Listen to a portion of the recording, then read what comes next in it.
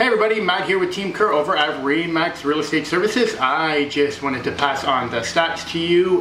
We have all these reports available to you on our website, which is teamkerr.ca, or of course you can email us at info@teamkerr.ca and we'll pass all this reports on to you, tons and tons. And I'll be very brief here now. I have got the snap stats here in front of me. It gives us an idea of what the sales to listing ratio is, and that gives us an idea of what the condition of the market is. So generally, as I've been saying in these videos for some time, that the attached market, condos and townhouses, have been very strong over the last little while. And that remains to be true, but it's changed as the inventory, and you'll see in the bottom of these reports, there's little graphs that show that the inventory has increased. And over July, this is all for July, the transactions have slipped off. So for example, in the downtown core, it's the first time we've been in a balanced market. We've come off the top, we're just a little bit away from a seller's market at 21% of all listings that came on the market in July sold. Now east side and west side, we're still in relatively, it's considered a strong market, considered a seller's market, but it's softened considerably. So 28% on the west side and 33% on the east side sales to listing ratio. So 33% of all sales sold in July on the east side of attached apartments and townhouses. Now the houses, well, let's just go back to that. We don't know exactly what's going to happen. You know, is this a typical summer market? It seems like it. The inventory seems to be up.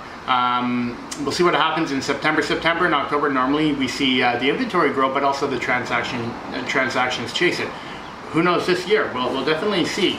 Definitely some opportunities starting to reveal themselves out there, we've been finding here in our team. Now on the houses, the detached market, it's softened more. On the east side it's 9%, and on the west side it's 7% of all listings have been selling. Those are strong sellers market, buyers markets. I've been saying sellers market so much I'm getting used to it.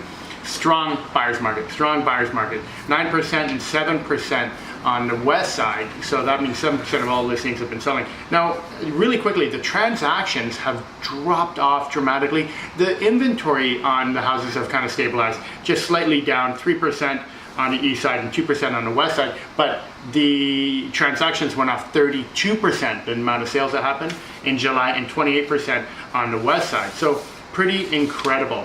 Now, North Vancouver, since some of our gang live in North Vancouver, let's go to the attached, still pretty strong in the attached, but we're seeing that exactly like the east and west side. Same idea, the inventory has been climbing over the last 4 months and the transactions are dropping off. 17% drop off in sales actually, so we're still in a soft seller's market at 30%, but we'll see what happens here now that we're in August of what happens. The the houses and detached market in North Vancouver is at 12%, and that's right on the line of a balanced buyer's market. Like it's right there. So there's some serious buying opportunities in North Van as well as in Vancouver. We've had a 36% decrease in the amount of sales as we went through July. Now, you guys, it's really interesting that what we're seeing on the ground.